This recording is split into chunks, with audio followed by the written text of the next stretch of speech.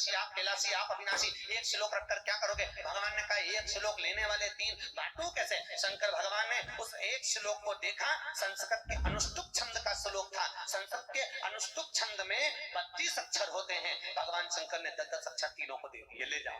अब शिव जी के पास कितने अक्षर रह गए? 2। थोड़ी देर बाद मनुष्य देवता राक्षस फिर आ गए। भोलेनाथ, प्रभु ने कहा अब क्या हो गया? प्रभु सारी रामचरितमानस आपने सबको दे दी, ये 2 अक्षर आपके पास में दे गए, ये भी हमको दे दो। भगवान ने कहा पूरी रामायण तुमको दे दी, पूरी रामचरितमानस तुमको दे दी, पर ये 2 अक्षर नहीं दे सकता। मत दीजिए भोलेनाथ, पर ये तो बता दो कि आपने अपने पास में 2 अक्षर कौन से रखे हैं? भगवान कहते एक रा और दूसरा माँ। ये राम मैंने अपने पास रखा, बाकी का सब दुनिया को दे दिया, सारा दे दिया। शिव जी ने अपने पास कुछ नहीं रखा।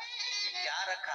कोई जायदाद नहीं, कोई जमीन नहीं, कोई हिस्सा नहीं, कोई प्रॉपर्टी नहीं। जो मुर्दा जाता है वही जल जाता है, उसी की हिस्सा, उसी की जमीन हो जाती। जल लो, तुम ही जल लो, आ जाओ पड़े।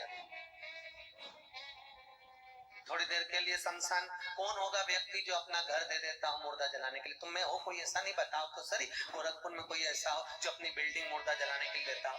क्या जा हमारी बिल्डिंग का मुर्दा जला लो। अब उसको देखो कितना दयालु, दातार, कैलाशी मेरा शंकर अपने घर में बैठ करके देता है, यहाँ जला लो भैया, लिया पटको। क्यों? क्योंकि बाकी का तो सब अपने छोरों को दिया है, अब हमारे पास आया।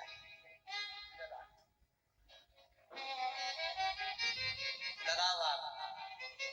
और शंकर भगवान बोले अच्छे से देख के जलाना, कोई चेन में नहीं रह जाए गला में।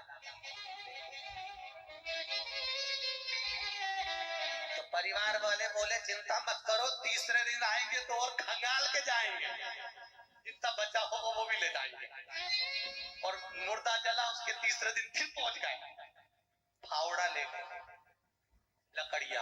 आप क्या जाते कि नहीं जाते पता नहीं, तीसरे दिन जाते उठावना करने, खारी समेटने, हड्डियां बटोरने, फिर पहुंच गए तीसरे दिन, छाट छाट के निकाल रहे। ये उंगली है, ये अम्मा के दांत है, इस झोली में इकट्ठा कर। मेरे को तो ऐसा लगता है जैसे घर जाके रबड़ी बना के खा के दांत की। कहाँ ले जाओगे? कि गंगा जी ले जाएंगे। किसी ने गंगा मैया से पूछा इतने सारे लोग तुम्हारे पास में ला ला के अपने पूर्वजों की हड्डियां डाल देते हैं, तुम क्या करती हो? गंगा जी बोली ऐसे पापियों को मैं खुद नल्ले में ले जाके डाल। गंगा मैया कहती है जिसने अपने जीते जी कभी गंगा नहीं नहाया, जो कभी जीते जी गंगा जी के तट नहीं आया, जो कभी जीते जी तीर्थ करने नहीं गया, ऐसा पापी जब मरने के बाद उसके परिवार वाले उसकी अस्थियों को लाकर मेरे में डालते हैं, उनको मैं नल्ले में पटक देती हूँ। और जो एक बार जीते जी गंगा नहा कर चले गया, गंगा कहती है उसको मेरे पास आने की जरूरत नहीं, मैं उसको वहीं से तार देती हूँ, मैं वहीं से तार देती हूँ। मरने के बाद उसकी हड्डियां भी बदलाओ तो भी गंगा तार देगी, पर जीते जी एक बार तो गंगा जाओ। हर हर महा कहाँ तारा है सब। नारद जी महाराज तप किए। नारद जी महाराज के कलकत्ता में था, अभिमान को तोड़ने के लिए भगवान विष्णु ने लीला रच दी। क्यों? क्योंकि वो शिव के लिए अपशब्द। निवेदन है जहां आपके गुरु, जहां आपके ईश्वर, जहां पर भगवान शंकर की अगर बुराई भी होती हो तो वहां मत जाइए। प्रजापति की यहाँ पर यज्ञ हुआ था कि नहीं हुआ था?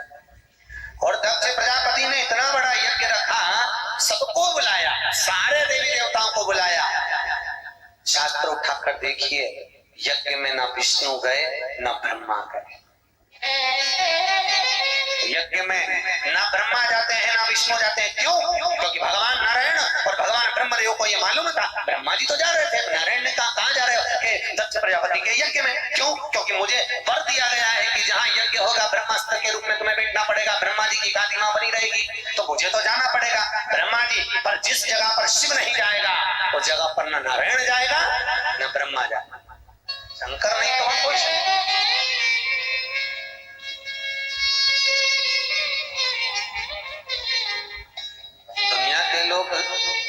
सत्य को समझते कब है? जब मर जाते हैं, तब लोग लेके जाते हैं, तब चिल्लाते हैं। और आगे वाले क्या चिल्ला रहे हैं? अरे अच्छे से बोलो, बड़ा सुंदर शब्द है, राम नाम सत्य है। हमारा तो कहना रहता है लोग मरने के बाद बोले उससे अच्छा है दीपावली मिलने जाओ तो हैप्पी दिवाली ना कहिए, डायरेक्ट जाकर कहो सेठ जी राम नाम सत्य है। सेठ जी नीचे गिर जाए, सेठ जी नीचे। क्यों? तू मेरा बुरा चाहता है? नहीं सेठ जी, अभी तक जिंदगी में बहुत झूठ बोल लिया, मरने के बाद लोग बोलेंगे उससे अच्छा है अपन बोले राम नाम सत्य है।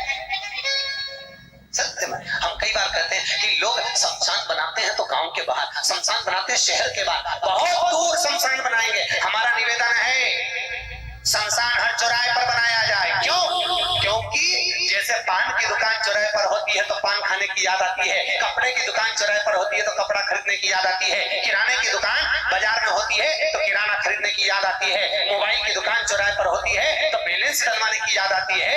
हर चौराहे पर जब मुर्दा जलते हुए देखोगे, शमशान देखोगे, तो तुम्हें भी अंतिम समय की याद बनी रहेगी कि हमें भी परमात्मा के पास जाना है। तो थोड़ा सत्य बोल ले, थोड़ा अच्छा व्यवहार कर ले, थोड़ा मीठा व्यवहार कर ले। इसीलिए निवेदन है राम नाम। कभी नहीं बोले हो, अच्छे से बोलो, मरने के बाद लोग बोलेंगे अपन जीता जी बोलो राम नाम सत्य, सत्यमय। एक बच्चा दिवाली के दिन बोला, इतना सा बच्चा, उसने कई कथा में सुन लिया हुआ टीवी पे, तो कई बच्चे लोग कथा सुनते रहते, उन्होंने सुन लिया तो उन्होंने कहा सियोर वाला गुरुजी ने बोला है, तो छोटा सा बच्चा दिवाली के दिन बोला राम नाम सत्य है, राम नाम सत्य। मम्मी ने मोगरी उठा के धुन दी, अल्लाह। अब बच्चा बोला मुझे क्यों मारा? चुप रहे, त्योहार के दिन ऐसा बोलता है। सियोर वाला गुरुजी तो बोला। बेचारे बच्चे भी क्या करें, क्या ज्ञान दे वो कि एक ही सत्य है, जिंदा है तब तक लगता है दुकान सत्य है, 24 घंटा बैठा रहता है। जिंदा है तब तक लगता है बहू में सत्य है, रोटी बना दे रही है।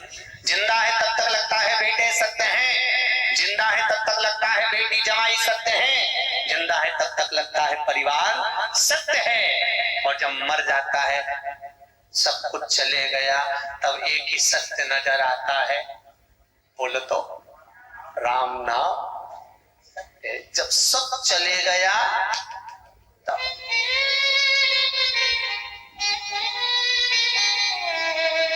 बच्चे क्या जाने, एक टीचर ने बोर्ड पर लिखा, बोर्ड पर टीचर ने बोर्ड पर लिखा महाभारत, बोर्ड पर लिखा, और बोर्ड पर लिखकर पप्पू को खड़ा कराए, पप्पू खड़े हो। जी मैडम, जी मिस, ये महाभारत किसने लिखी? मिस आपने लिखी। मिस ने उसको टेबल पर खड़ा करके छड़ी से धुनाई कर। बच्चा घर गया। माँ ने पूछा कल स्कूल का टाइम क्या है? मम्मी कल स्कूल नहीं जाऊंगा और मुझे स्कूल जाना ही नहीं। क्यों नहीं जाना? आज क्या फिर टीचर ने मारा तेरे को? हाँ, क्यों मारा? मम्मी टीचर ने बोर्ड पर लिखा महाभारत और मेरे को खड़ा करके पूछा बता पप्पू महाभारत किसने लिखी? मैंने कहा मिस आपने लिखी। तो मिस ने मारा। अब बता मम्मी किसने लिखी? तो माँ बोली बेटा महाभारत तो श्री वेदव्यास जी वर्णन करे, पर तुम मम्मी बोर्ड पे तो किसने लिखी थी? मिस ने। बच्चे ज्ञान की मुद्रा का प्रकाश है, उनको मोड़ना है। हमारा तो निवेदन है, गीता परिवार वाले कहते, गायत्री परिवार वाले कहते हैं हम सुधरेंगे, अच्छे से बोलो, युग सुधरेगा, हम बदलेंगे।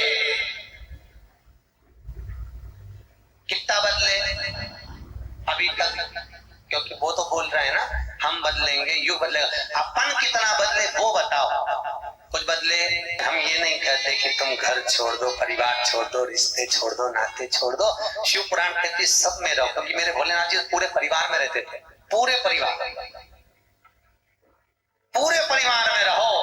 पर इतना याद रखो, कर्म करो पर ध्यान रखो, पत छूटे ना।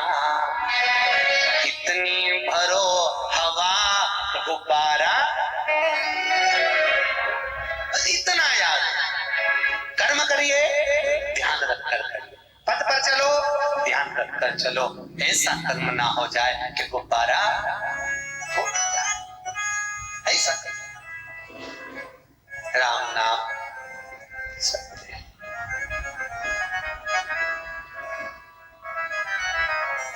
शंकर भगवान का बुराई करने वाले शब्द से शिव को अपशब्द कहने वाले श्री नारद जी महाराज को जब देखा, भगवान नारायण ने कहा, वाह नारद, आप कह रहे हो कि भगवान शंकर काम को नहीं जीत पा रहे, आपने जीत लिया। भगवान शंकर ने बस, नारद जी गए और नारायण ने लीला रची, एक सुंदर पुरी का निर्माण कर दिया, एक सुंदर महल का निर्माण कर दिया, जहाँ पर शील निधि राजा की कन्या का स्वयंवर है। इतनी सुंदर कन्या को देखकर नारद जी को लगा शंकर जी की शादी हो गई पार्वती के साथ, उनकी तो 52 बार हो गई, और भगवान विष्णु की हो गई, ब्रह्मा जी की हो गई, इंद्र की हो गई, सबकी हो गई, अपनी रहेगा, अपन रहेगा, बस अपनी ओर हो जाए। तो इससे सुंदर कन्या कहाँ मिलेगी, इतनी बढ़िया लड़की कहाँ मिलेगी। नारद जी ने विचार करा, बस अब तो शादी करूंगा और करूंगा ही। और विचार कर नारद जी महाराज उसी समय पर बस तुरंत सुंदर रूप बनाने के लिए नारायण का आराधना करने लगे। प्रभु ऐसी कृपा कर दीजिए, हम मेरा सुंदर रूप बना दीजिए जिसमें मेरा हित हो। शब्द देखिए, जिसमें मेरा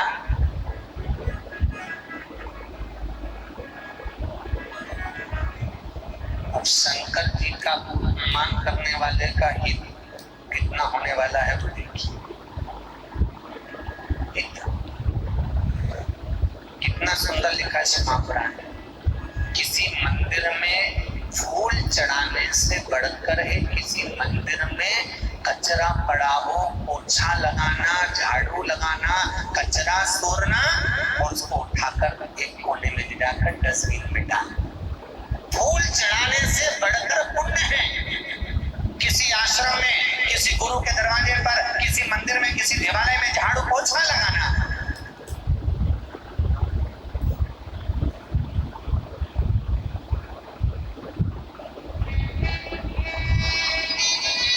परम पूज्य 1008 संत शिरोमणि श्री राम सुखदास जी महाराज ने अपनी वाणी में कहा कि वृंदावन में, ब्रज में निवास करने वालों से भी बढ़कर पुण्य भागी है ब्रज की नाली साफ करने वाले और ब्रज में झाड़ू लगाने। परम पूज्य राम सुखदास जी महाराज किसी तीर्थ में, किसी देवालय में, किसी धर्म की जगह पर, किसी सत्संग में, किसी कीर्तन में, किसी भजन में, किसी हमने सुबह सुबह देखा, यहाँ से तो आप लोग चले जाते हो ना, सुबह सुबह हमने देखा यहाँ ट्रस्टी